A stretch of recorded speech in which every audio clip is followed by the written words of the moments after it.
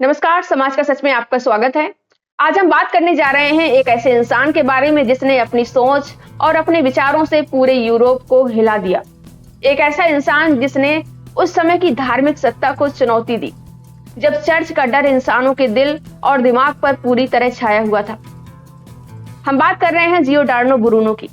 16वीं सदी के प्रसिद्ध इटालियन दार्शनिक, खगोल शास्त्री, गणितज्ञ और कवि। ब्रूनो वो इंसान थे जिन्होंने निकोलस कोपरनिकस के विचारों को न सिर्फ समर्थन दिया बल्कि उन्हें और आगे बढ़ाया। वो मानते थे कि ब्रह्मांड अनंत है, सूरज एक तारा है और पृथ्वी उसके चारों ओर घूमती है। उस दौर में जब पूरा यूरोप धर्म के अंधविश्वास में डूबा हुआ था, तो ये विचार किसी विस्फोट से कम नहीं था।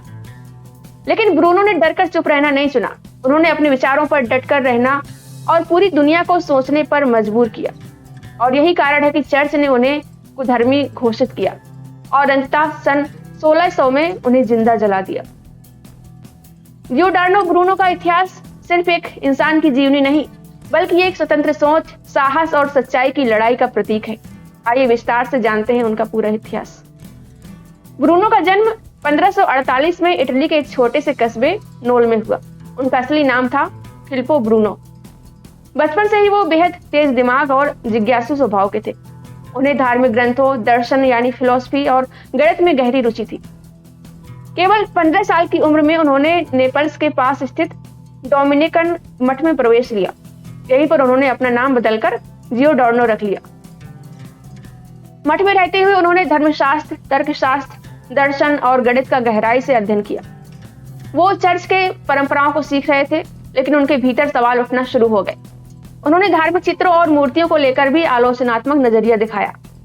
धीरे धीरे उनका मन मठ की सख्त परंपराओं से उबने लगा। उन्हें महसूस हुआ कि चर्च सवाल पूछने की इजाजत नहीं देता है, बल्कि सिर्फ अंधेरे में चलने के लिए मजबूर करता है। और यही था उनके विद्रोह की शुरुआत। 16वीं सदी का यूरोप धार्मिक कट्टरपंथ के शिकंजे में था। कैथोलिक चर्च के पास न केवल धार्मिक शक्ति थी, बल्कि राजनीतिक और सामाजिक ताकत भी थी। उस समय चर्च का ये दावा था कि पृथ्वी ब्रह्मांड का केंद्र है। सूरज, चांद और तारे सब पृथ्वी के चारों ओर घूमते हैं। इंसान ईश्वर की बनाई इस दुनिया का केंद्र है, वो ऐसा कहते थे। लेकिन जियोडार्नो ब्रूनो ने सवाल उठाना शुरू कर दिया कि क्या सचमुच पृथ्वी ही ब्रह्मांड का केंद्र है? क्या ब्रह्मांड इतना छोटा हो सकता है? क्या इंसान ही ईश्वर की पूरी रचना का लक्ष्य है? ये सवाल चर्च के लिए बेहद खतरनाक थे, क्योंकि जो इंसान सवाल करता है वो अंधविश्वास में नहीं जी सकता। और चर्च की सत्ता का आधार ही था अंधविश्वास और डर। इस बीच निकोलस कोपरनिकस ने एक नया विचार रखा था कि पृथ्वी स्थिर नहीं है, बल्कि सूर्य के चारों ओर घूमती है। ये विचार चर्च की धारणाओं के खिलाफ था, लेकिन कोपरनिकस ने इसे बड़े ही सावधानी से रखा था। लेकिन ब्रूनो ने न केवल इस विचार का समर्थन किया, बल्कि इसे और आगे बढ़ाया। उनका कहना था, ब्रह्मांड का कोई केंद्र नहीं है, ब्रह्मांड अनंत है। हर तारा एक सूरज की तरह है, उन तारों के चारों ओर भी ग्रह हैं। आज ये विचार हमें साधारण लग सकता है, लेकिन 16वीं सदी में ये विचार क्रांतिकारी और खतरनाक था, क्योंकि ये चर्च की शिक्षाओं को झूठा साबित करता था। जैसे जैसे ब्रूनो अपने विचार खुलकर सामने लाने लगे, वैसे वैसे चर्च का दबाव उन पर बढ़ता गया। आखिरकार उन्होंने मठ छोड़ दिया और यूरोप की यात्रा शुरू की। वे इटली, स्विट्जरलैंड, फ्रांस, इंग्लैंड और जर्मनी में घूमते रहे। जहां जहां गए अपने विचार रखे। कुछ जगह उन्हें प्रशंसा मिली, तो कुछ जगह उनका मजाक उड़ाया गया। फ्रांस में उन्हें राजा का संरक्षण भी मिला। इंग्लैंड में उन्होंने ऑक्सफोर्ड यूनिवर्सिटी में व्याख्यान दिए। लेकिन उनके विचार इतने नए और साहसी थे कि उस समय के विद्वान भी उन्हें स्वीकार नहीं कर पाए। लोग उन्हें पागल कहते थे, नास्तिक कहते। लेकिन ब्रूनो अपनी सोच से पीछे नहीं हटे। ब्रूनो का सबसे बड़ा अपराध चर्च की नजर में यह था कि उन्होंने धर्म की परंपराओं, मान्यताओं पर सवाल उठाए। वे कहते थे कि बाइबल को शाब्दिक रूप से सच मानना मूर्खता है। ईश्वर को समझने का रास्ता केवल चर्च तय नहीं कर सकता। इंसान को स्वतंत्र रूप से सोचने और खोज करने का अधिकार है, ब्रूनो ऐसा कहते थे। ये विचार चर्च के लिए असहनीय थे, क्योंकि अगर लोग चर्च की सत्ता को ही चुनौती देने लगेंगे तो उनका साम्राज्य ढह जाएगा। ब्रूनो ने लगभग 16 साल तक यूरोप की यात्राएं की। 1992 में वे इटली के वेनिस लौटे। वहीं उनके एक शिष्य ने उन्हें धोखा दे दिया और चर्च की अदालत में उनकी शिकायत कर दी। इसके बाद उन्हें गिरफ्तार कर लिया गया और रोम की जेल में डाल दिया गया। यहां से उनके जीवन का सबसे कठिन दौर शुरू हुआ।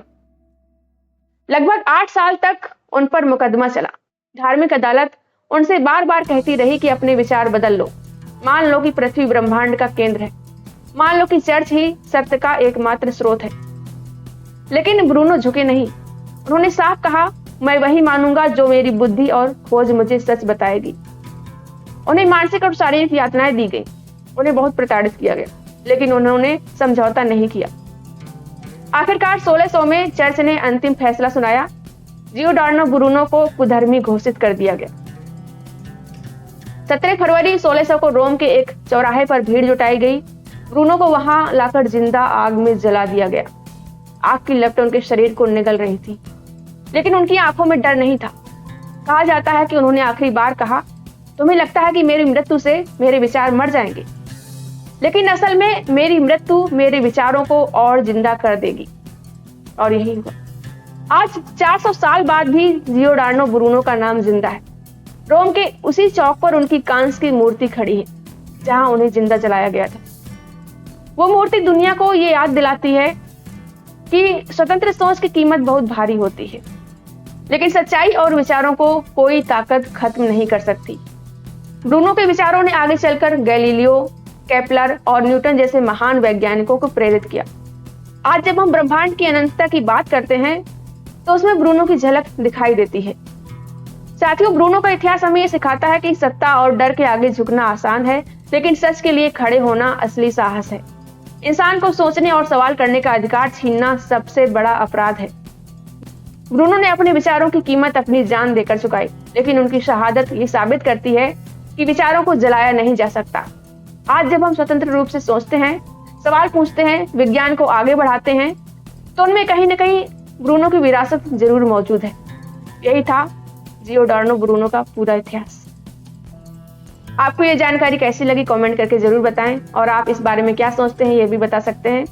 और अगर आपको ये वीडियो पसंद आया हो तो लाइक करें, शेयर करें और हाइप भी कर दें। मिलते हैं अगली वीडियो में। नमस्कार।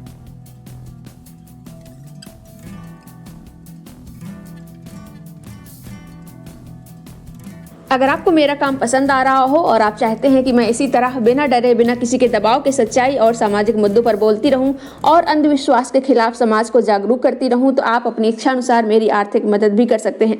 मैं किसी संगठन या पार्टी से नहीं जुड़ी हूं। आपका सहयोग ही मेरी सबसे बड़ी ताकत है।